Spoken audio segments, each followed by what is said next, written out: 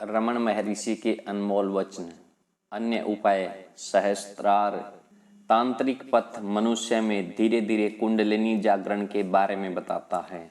जब यह उठकर ऊपर की ओर जाती है तो यह शरीर में आध्यात्मिक चक्रों या केंद्रों को खोलती है।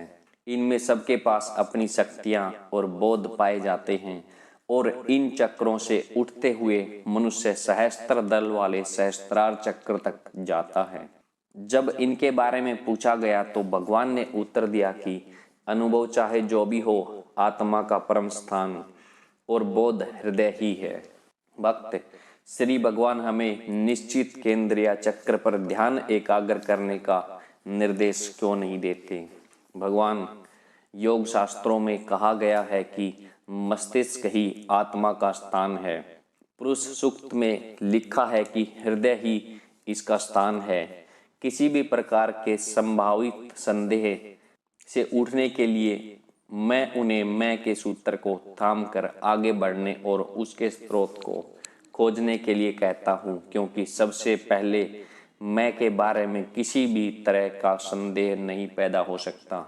दूसरे भले ही कोई भी साधन क्यों न अपनाए जाएं, मैं हूँ के स्रोत का ज्ञान ही परम लक्ष्य है, जिसे आप अपने अनुभव से आरंभ करते हो।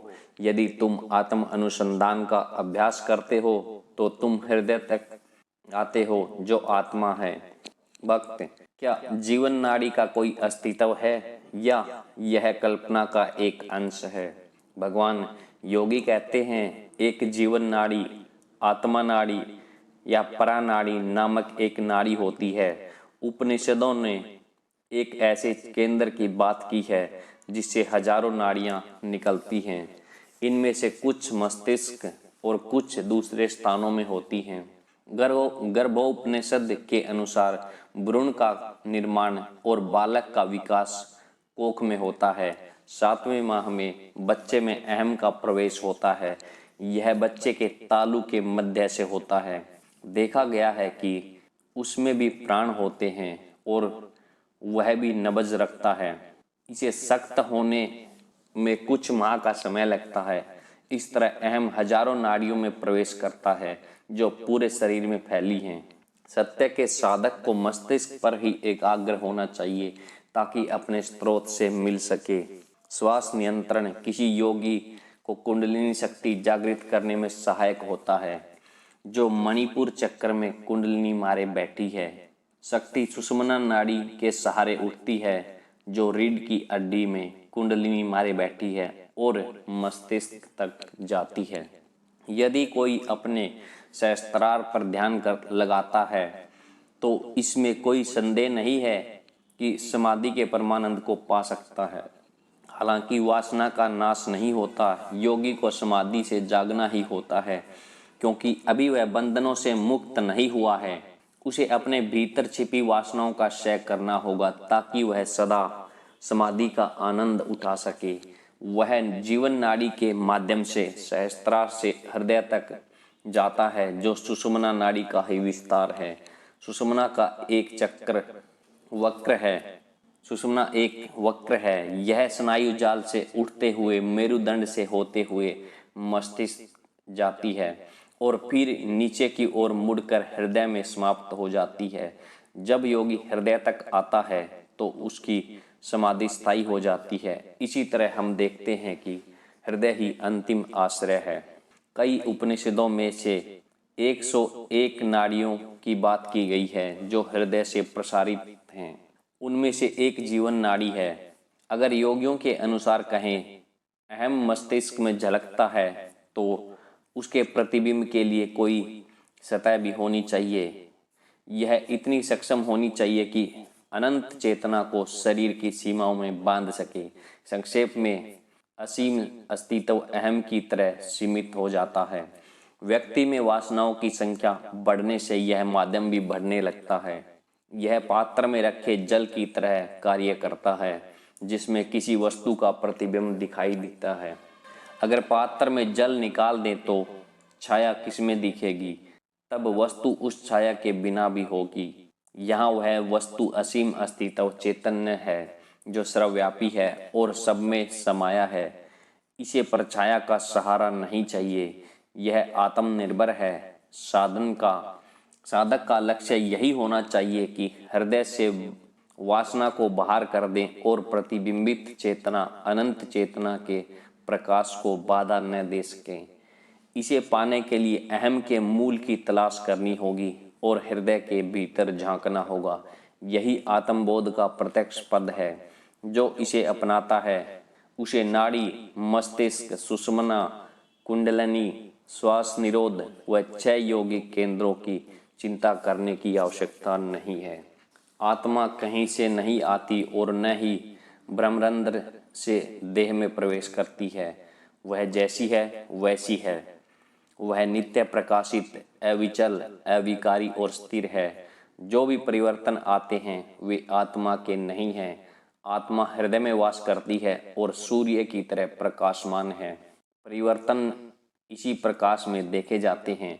आत्मा और शरीर व मन के संबंध की तुलना एक स्फटिक और उसकी पृष्ठभूमि से की जा सकती है। अगर स्फटिक को लाल फूल पर रखें तो यह लाल रोशनी देगा। इसे हरी वस्तु पर रखेंगे तो यह हरा रंग देगा। और व्यक्ति स्वयं को इसी परिवर्तनशील देह और मन के साथ सीमित कर लेता है, जो अपना अस्तित्व अपरिवर्तनशील आत्मा से पाती है। इस गलत तादात्म्य का त्याग करना होगा ताकि नित्य प्रकाश में आत्मा एक अद्वितीय सत्य के तौर पर प्रकट हो सके। मौन। कुछ मिलाकर महर्षि मौन के संकल्प को इतना महत्व नहीं देते। अगर मन नियंत्रित होगा तो व्यर्थ में बोलने से बचेंगे व केवल न बोलने से मन शांत नहीं होगा। प्रभाव से कारण पैदा नहीं हो सकता। भक्त, क्या मौन का संकल्प लेना उपयोगी नहीं है? भगवान, संकल्प तो संकल्प होता है। यह कुछ हद तक ध्यान में सहायक है, पर ऐसा मुख बंद करके भी कोई लाभ नहीं।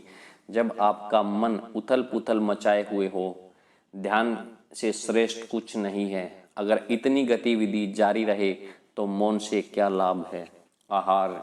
वैसे तो ध्यान के लिए भौतिक सहायकों को बहुत महत्व नहीं दिया जाता, पर महर्षि सात्विक, शाकाहारी और उत्तेजना न देने वाला आहार लेने को कहते हैं। आहार का नियमन हो। सात्विक भोजन संयमित मात्रा में लिया जाए ताकि मन की सात्विक विशेषताओं को जगाया जा सके। इस तरह आत्म अनुसंधान में भी सहायता मिल सकती है। यहाँ आत्म अनुसंधान का सार दिया जा रहा है। यह उनकी ओर से लिखी गई पहली पुस्तक से है। हम अपने लिए सादा और पौष्टिक आहार चुन सकते हैं और अहम को दूर किया जा सकता है, जो सारे कष्टों का कारण है। मन की सारी गतिविधि को रोकना है जिससे अहम पैदा होता है। क्या अहम के बिना बाधा देने वाले विचार पैदा हो सकते हैं, या ऐसे विचारों से भी परे भी भ्रम पैदा हो सकता है? वे भक्तों की ओर से पूछे जाने पर इसका भी उत्तर देते हैं। भक्त, क्या एकाग्रता पाने, 2 बाधा दूर करने के लिए कुछ सहायक हो सकता है? भगवान, भौतिक तौर पर पाचन अंगों को किसी भी तरह की उत्तेजना से बचाया जाना है। इसके लिए भोजन की गुणवत्ता और मात्रा दोनों पर ध्यान देना होगा। ऐसा भोजन करें जो उत्तेजक न हो। मिर्च, मसाले, प्याज, शराब, अफीम आदि का सेवन न करें। कब्ज और उनीदेपन से बचाव करें और ऐसा आहार न लें जिसकी वजह से यह समस्या हो सकती है। मानसिक तौर पर किसी एक ही चीज में रुचि लें और उसी पर अपना ध्यान लगा दें। वह रुचि ऐसी होनी चाहिए कि बाकी सब पीछे छूट जाए। यही वैराग्य और एकाग्रता है। श्रीमती पिगोड मद्रास से आई हैं और उन्होंने आहार के बारे में कुछ और प्रश्न पूछे हैं। श्रीमती पिगोड, आध्यात्मिक अभ्यास करने वाले व्यक्ति को कैसा आहार लेना चाहिए? भगवान, संयमित मात्रा में सात्विक आहार लेना चाहिए। श्रीमती पिगोड, किस आहार को सात्विक माना जाए? भगवान, रोटी, फल, सब्जी और दूध आदि। श्रीमती पिगोड, उत्तर में कुछ लोग मछली खाते हैं, क्या मछली खा सकते हैं? यह प्रश्न सुनकर भगवान ने उत्तर नहीं दिया। वे सदा दूसरों की निंदा करने से बचते थे। जिस प्रश्न से ऐसी संभावना पैदा होती वे चुप हो जाते या विषय बदल देते। श्रीमती पिगॉड, हम यूरोपीय एक खास तरह का आहार लेने के आदी हैं और अपने आहार में बदलाव लाने से शरीर और मन में दुर्बलता महसूस करते हैं। क्या हमें भौतिक तौर पर ही सबल नहीं रहना चाहिए? भगवान, यह जरूरी है। अगर शरीर दुर्बल होता है तो मन शक्तिशाली होता है। श्रीमती पिगॉड, रोजमर्रा के आहार के अभाव में हमारी सेहत प्रभावित होती है और मन अपनी ताकत खो देता है। भगवान और श्रीमती पिगॉट मन की ताकत का प्रयोग अलग अर्थों में कर रहे हैं। भगवान कहना चाहते हैं कि मन पर नियंत्रण नहीं रहता और श्रीमती पिगॉट कहना चाहती हैं कि मन की ताकत घट जाती है। अगले प्रश्न में वह पूछते हैं, भगवान, मन की ताकत से आपका क्या अभिप्राय है? श्रीमती पी, सांसारिक मोह से उबरने की ताकत। भगवान, भोजन की गुणवत्ता मन को प्रभावित करती है। मन को भी उस आहार से पोषण मिलता है। श्रीमती, ऐसा सच में होता है? कोई यूरोपीय सात्विक आहार कैसे ले सकता है? भगवान, इवान वेंट्स की ओर मुड़ते हुए, आप हमारा आहार लेते रहें, क्या आपको किसी तरह की कोई परेशानी का सामना करना पड़ा? इवान वेंट्स, नहीं, मुझे ऐसा भोजन करने की आदत हो गई है। भगवान, आप किसी भी माहौल में खुद को ढाल सकते हैं। मन ज़्यादा महत्व रखता है। तथ्य यही है कि मन को अच्छे और स्वादिष्ट आहार को लेने के लिए प्रशिक्षित किया गया है। मांसाहार के अलावा शाकाहारी भोजन से भी आहार के सारे पोषक तत्व लिए जा सकते हैं। केवल मन ही ऐसा भोजन चाहता है जो उसे स्वादिष्ट लगता है, वह जिसे लंबे अरसे से खाता आ रहा है। श्रीमती, क्या ये पाबंदियां ज्ञानीगंज पर भी लागू होती हैं? भगवान, वे स्थिर होते हैं, उन पर किसी भोजन का प्रभाव नहीं होता। भगवान अक्सर आहार के बारे में सारे सवालों के जवाब देते। यदि कोई भक्त उनसे शाकाहार के बारे में सवाल न करता तो वे उसे शाकाहारी बनने को नहीं कहते। हालांकि ऐसा भी हुआ।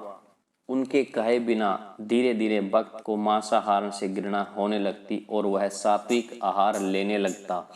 जिस तरह भगवान सारी अति के लिए मना करते थे, उसी तरह वे व्रत रखने को भी अपनी स्वीकृति नहीं देते थे।